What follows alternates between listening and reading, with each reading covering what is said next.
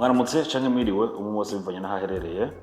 Turi kuri We Talk Business muri ya ntumbero yo kuganira ku vyerekeye iterambere ry'umuntu uwo ari we wese, guhindura ivyiyumviro no gushaka gushika kure, kuko ntawageze kure ari uko atahinduye ivyiyumviro, kuko ivyiyumviro vyacu twese umwe wese ntitunganya ivyiyumviro, umwe wese afise ivyiyumviro aho biva naho bigera, uwundi akagira ivyiyumviro aho biva naho bigera. Hari abavukanye impano yo kwiyumvira kugera kure, hariho n'abandi twiyumvira kugera kure ari uko dufise abo tubirabiyeko canke dufise ivyo twumvise ku bantu kanaka canke ivyo twabonye ku bantu kanaka. Turi presque mu ntango y'indwi, ariko turi ku munsi ugira kabiri canke gatatu bivanye naho umuntu wese aherereye, kuko mu mpande zine z'isi, kuko twese imirango ntibera rimwe n'amajoro ntabera rimwe, ariko turi ngaha kugira ngo tuganire nka kumwe dusanzwe tuganira ku vyerekeye iterambere ry'umuntu no guhindura ivyiyumviro.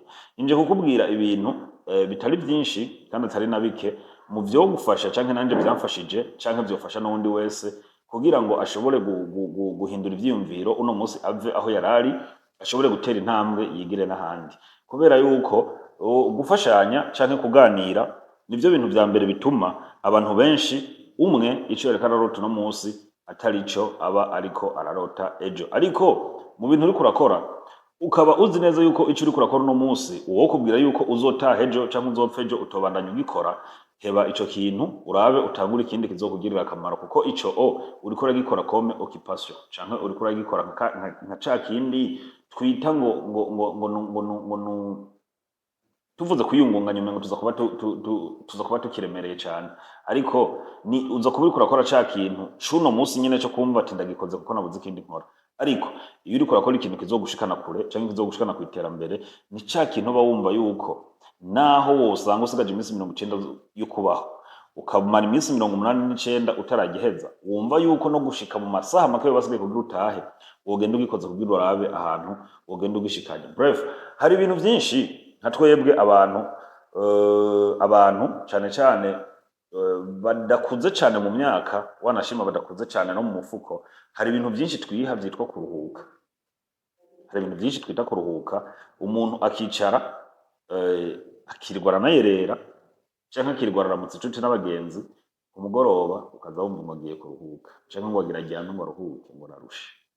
Haraho nigeze gukunda kubivuga kenshi, rero navuga nti mbega turuhuka kubera tuba twakoze iki?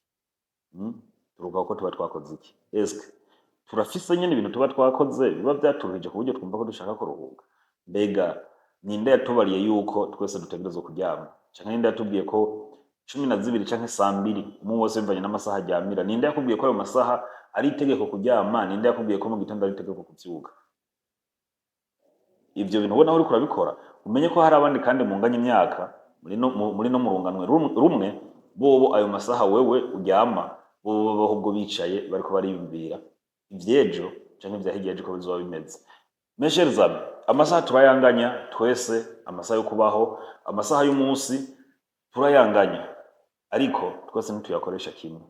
Nico gituma usanga hari uwo umunsi wose uhera ari occupé adafise n'umwanya wo kuramutsa inshuti canke umugenzi, ariko wewe canke jewe tugasanga ahubwo amasaha 28 ku 28 yose tuyamara turiko turamutsa inshuti n'abagenzi. None mbega ujya adafise umwanya wo kuramutsa inshuti n'abagenzi vyagenze gute? Yahageze gute? Wowe nawe ni gute wisanze aho hantu usanga amasaha 28 ku 28 12 y'umurango yose uyamara uriko uraramutsa inshuti n'abagenzi? Hari ibintu rero tugenda twiyimburiramwo twebwe ubwacu, ariko ari byo bintu vya mbere muri vyinshi bituma iterambere ryacu ridindira. Ica mbere hariho itiro.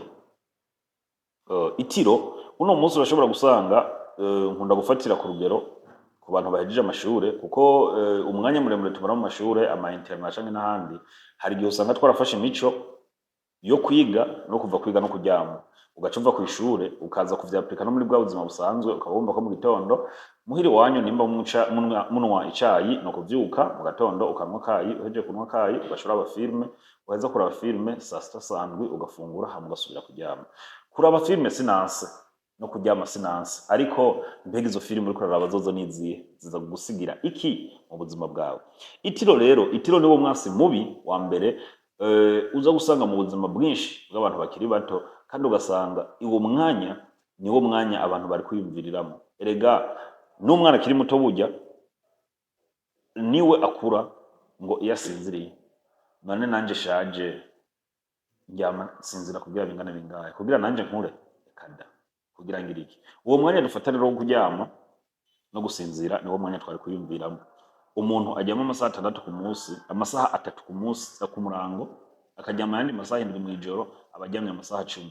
Muri amasaha 28 abasigayemo amasaha 18. Mbega ayo masaha 18 ko nayo harimo ayandi masaha 5 nayo aba ari ayo mw'ijoro.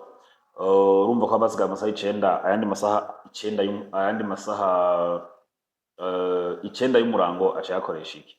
Rero twebwe turatumwanya cyane mu kuryama.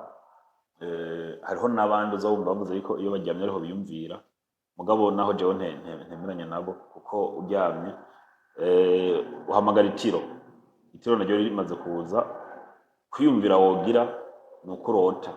Ugize Imana rero ukarota ibintu bizima, aho ni sawa, ariko hariho n'igihe urota ibintu bitari bizima. Hari ubwoko bwinshi bwo ku muntu ashaka kwiyumvira. Abantu benshi turasohoka tukava ngaha tugasohoka ahantu hariya, ariko tugasohoka kandi n'ubundi kandi tugiye kuryoherwa, ariko tudafise intego. Fata ahantu hari akayaga keza, ugende n'igitabo cawe, canke ugende n'imashini yawe, canke ugende na telefone yawe, bivanye n'ico ushaka gukora. Ntamugende wenyene, ntuhamagara igikundi c'abagenzi, ugende wicare witekerezeko. Ico gihe niwo muri amasaha 3 canke 5 uzovayo wiyumviriye nk'uko washaka kwiyumvira uryamye, kandi uzokwiyumvira gusumba uko wari kwiyumvira uryamye. Mugabo umuntu akubwira yuko yiyumvira aryamye, azoba ariko arakubesha. Ivyo bintu jewe sinemeranya n'uwo muntu, ariko ico numva gusa gishoboka nuko umuntu ashobora kwiyumvira bivanye naho yicaye, swat ni kuri plage, swat ni mu yindi miriye ku musozi canke mu kiyaya, mugabo ahantu ushobora kumva ko hari akayaga, hari fresh. Hari ikindi kintu havuye ku itiro, nkuko nariko ndavuga yuko umuntu ashobora kwiyumvira neza ataryamye. Iryo tiro ntirituma wiyumvira, ahubwo rituma n'umwanya wari ufise wo kuba uriko urakora wonona. Itiro ari wo mwasi wa mbere aguhenda ngo uryamye uraza kwiyumvira canke uraza kugira iki, mugabo akaba ari we muntu wa mbere aguhenda ukaja kuryama hama ugasinzira na ya ntego wari ufise utayigezeko. Ikintu rero kica kiza gituma wa mwanya wari gusinzira, wa mwanya wari kuryama wo gukoramo ikindi kintu c'akamaro, dukunde kwiga. Kwiga ni gute? Twaravuye ku ishure, twarafashe amakaye, twarabosheje, twarafashe amasilabisi, ego, ariko hari uwundi mwanya mwiza wo kwiga. Kwiga kwiza nuko ica mbere soma ibitabo. Ujya mwanya wari kuja kumedita ngo usinziriye, ufate umedite usome igitabo. Ibitabo biri ubwoko bwinshi, hari ibivuga politiki, hari ibivuga ekonomi, hari ibivuga geography, hari ibivuga histoire. Ihitamo igitabo bivanye na vision yawe. Ushaka kuba entrepreneur, ibitabo birahari.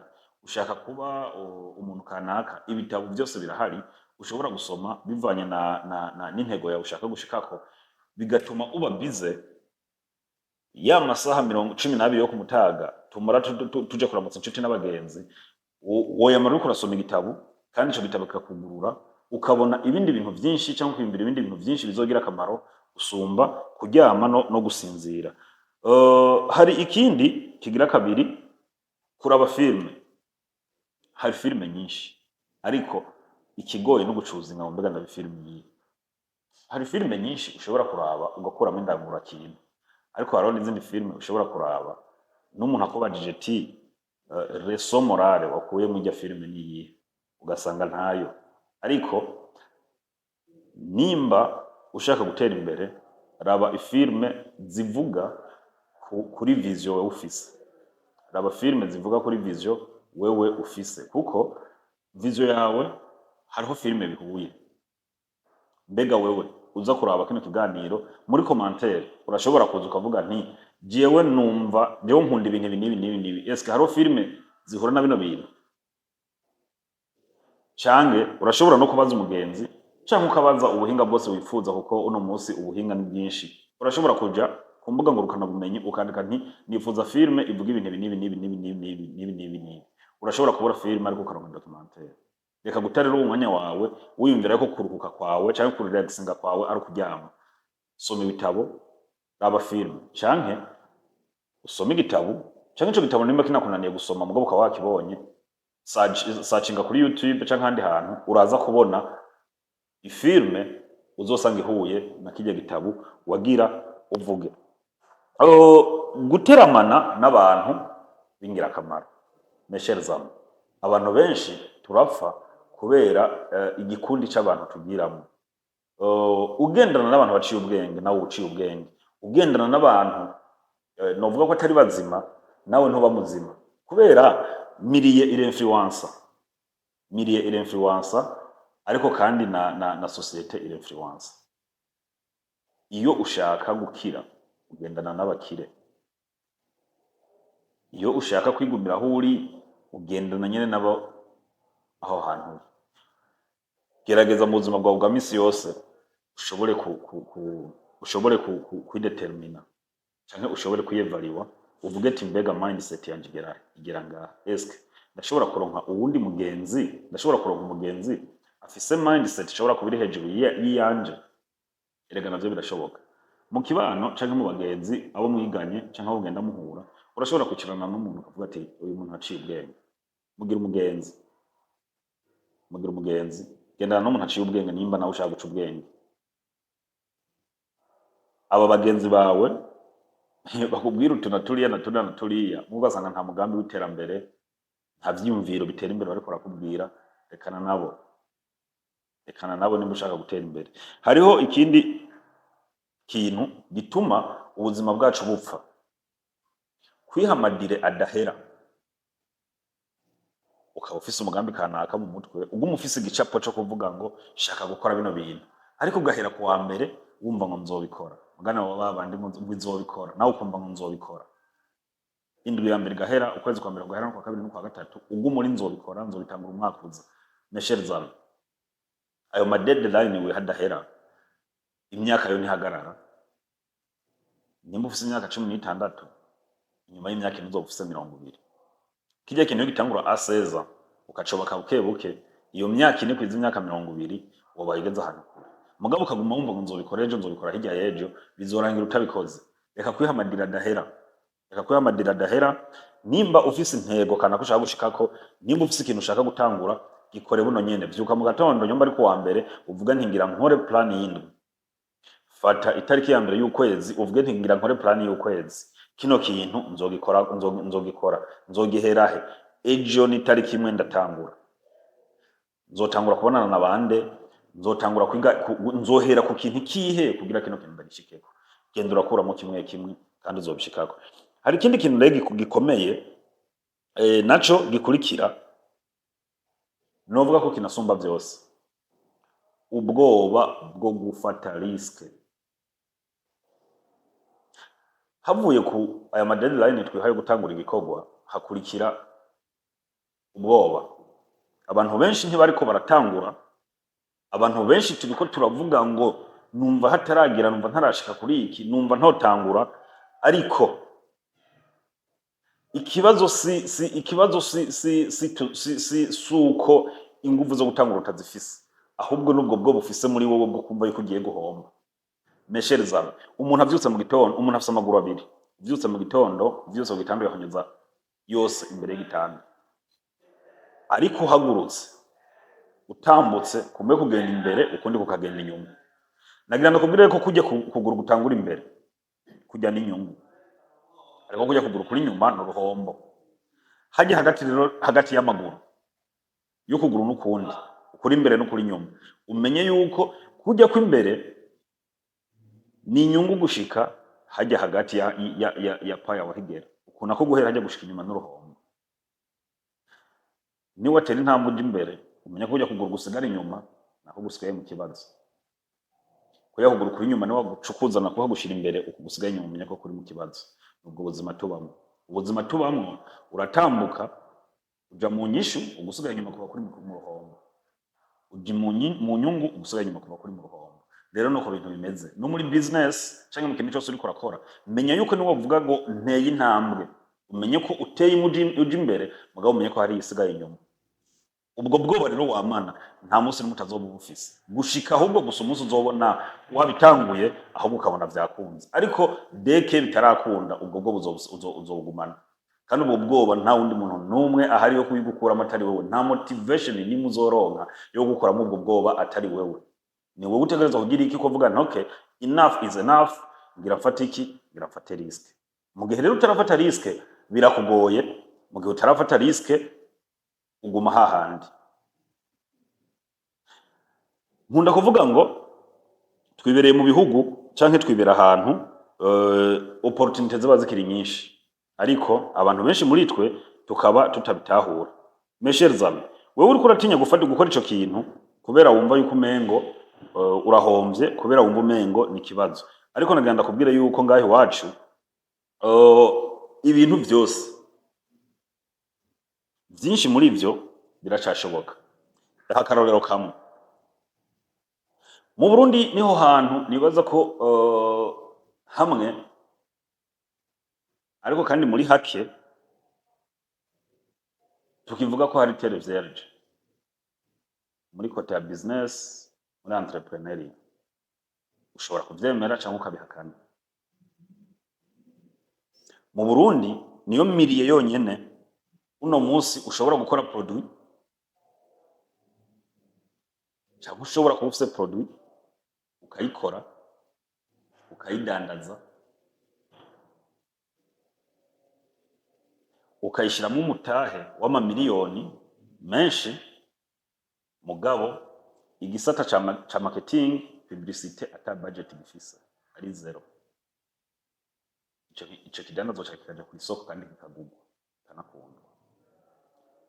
Ivyo ntibiba mu bihugu byinshi, ariko mu Burundi biracashoboka.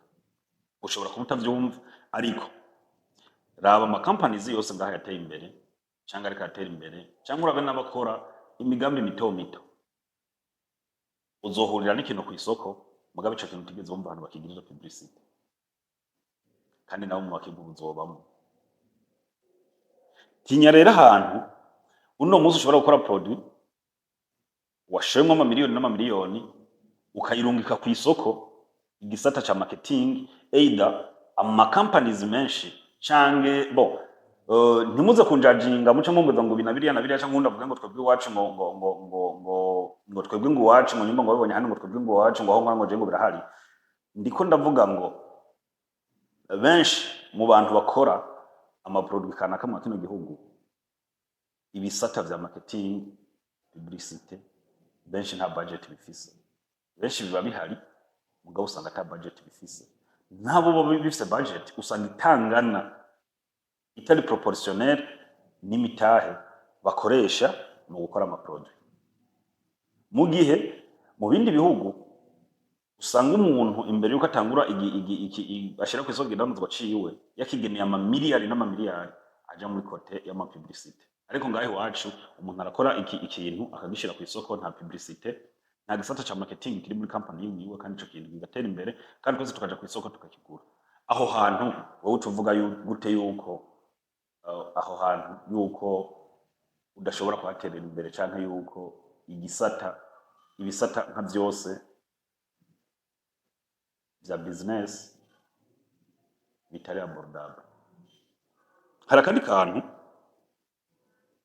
kaca kaza kumera nkaza gukontradiza ico ku bantu benshi baca baza kuvuga ngo ndazi ngaho muza kumbaza ikibazo ngo uraza ama company yirwa arahomba. Menshi arahomba, ariko urazi igituma menshi ahomba? Tubayeho mu buzima bwo gukopya. Jewe uno munsi ndavuze umugambi canke ndawukoze kuko mfise udufaranga dukeyi, nigomwe utwo mfise ndavuga ngo ngira ntangure. We mugenzanje ufise ibifaranga vyinshi, uciye ubona ndiko ndawutangura, uciye uvuga ati kumbe iyo mugambi wari muzima mugabo ujya umuntu ntamahera afise. Wewe uciye umena mu vya bifaranga vyawe, uciye utangura umugambi umeze nk'umwe wanje, uciye umena mu bifaranga vyawe, nawe muje kunkonkiransa kugira uzimire. Wewe iyo project ntayo wize, urubuga ugiye kwikorera ko ntago wize, isoko ryaho ugiye gushora iyo produit ntago wize, mugabo uraje usutsemo amafaranga ngo ugira ukonkiranse jewe udufaranga duke natanguye akagambi n'udufaranga duke mesherzame wewe uzohomba jewe nanje ndiko ndaduga buke buke ibifaranga vyawe uzosanga vyaratikiye kandi ari wowe wabishoye kubuhomba. Iyo ugiye gukora umugambi banza wige aho ugiye kuwukorera. Icambere ni wige isoko, icambere ni wige aho ugiye gukorera uwo mugambi. Hari amakampani menshi ahomba kubera hari inganda nyinshi zihomba kubera aho bubatse uruganda. Hari amakampani menshi ahomba kubera aho bashora produit zabo. Hari amakampani menshi ahomba kubera abakiriya babo wakoze uruganda warushize muri miriye kanaka mugabo ntiwize ku isoko ry'abakeneye iyo produit yawe, mbega aho hantu wewe uri barashobora abakiriya babo barahashika, nyumba batahashika ivyo bicuruzwa vyawe uzobigeza ku bakiriya gute? Ivyo bintu vyose ntiwigeze uvyiga mugabo uritoye ngo ushaka yuko produit yawe canke uruntu rwawe rukorwa. Hari abantu benshi bafise amazu ama etage n'ama etage ngaha yabuze n'abantu bayapanga.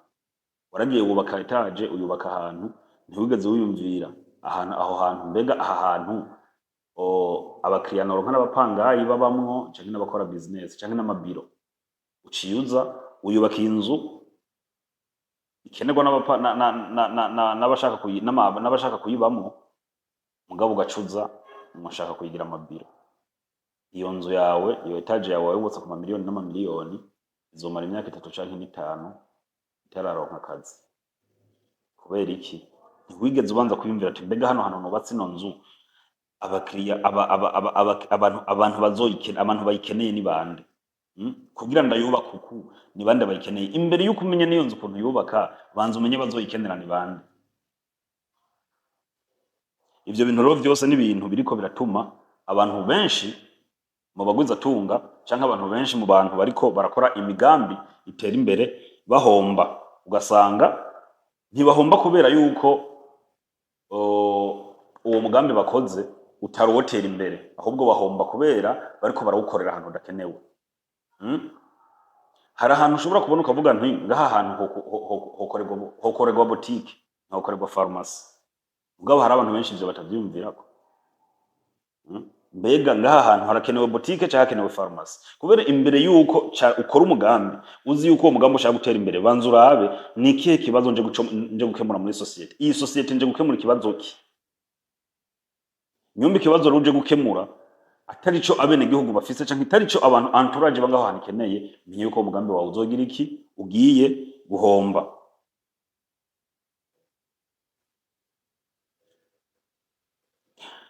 Ushobora rero kuba ushaka kumenya neza uburyo uvuga nti jewe ngira nkore kino kidandazwa canje mugabo simbona uburyo bwo kukidandaza. Ngira ndabaye conseil. Ahavugirwa politike hamamarizwa politike, ahavugirwa umupira w'amaguru hamamarizwa umupira w'amaguru, ahavugirwa business hamamarizwa business. Uzotangara rero mu gihe uzoba uriko urakora ikintu kanaka cawe ukavuga ngo reka ndacamamaza ukagishiramo n'amahera wanashima yo kucamamaza, mugabo ukazoza gusanga ico kintu cawe caramamajwe warakoze ibiganiro bicamamaza canke waragishizemo amafaranga camamaza, mugabo ugasanga ico kintu cawe ntikigeze gishika kw'isoko. Vyagenze gute? Eske harya hantu wacamamarije niho nyene wariko ucamamariza? Ikintu cawe ushobora kwamamariza ahantu ikintu cawe kikumvwa n'abantu igihumbi, mugabo abantu igihumbi batari interesa n'ico kintu, ariko ukacamamariza ahandi hantu iryo jwi rikumvwa n'abantu 100, mugabo kubera abo bantu 100 bari interesa n'ico kintu bakagipartaja ku bantu 3000 komsa ikintu cawe kikagera kw'isoko. Ariko niwazimira ushobora kwamamariza ikintu cawe ntikizoshika kw'isoko. Iyo rero ugiye gushora amahera muri business canke mu gikorwa kanaka, iga aho ugiye gukorera umushinga, hama wige isoko, hama urabe mbega aha hantu hari accessible ku bantu bazokenera iki kintu, mbega bazohashika gute, nimba batazohashika ni gute jewe nzogikora kino kintu ngishikana kw'isoko, eske nije nzogitwara kw'isoko canke hari abagrossiste canke abaki bazoza kugitora bakagishikana kw'isoko, bizogenda gute? Eske kizokorerwa marketing canke kizokorerwa marketing, nimba kizokorerwa marketing izotwara uburyo bungana gute?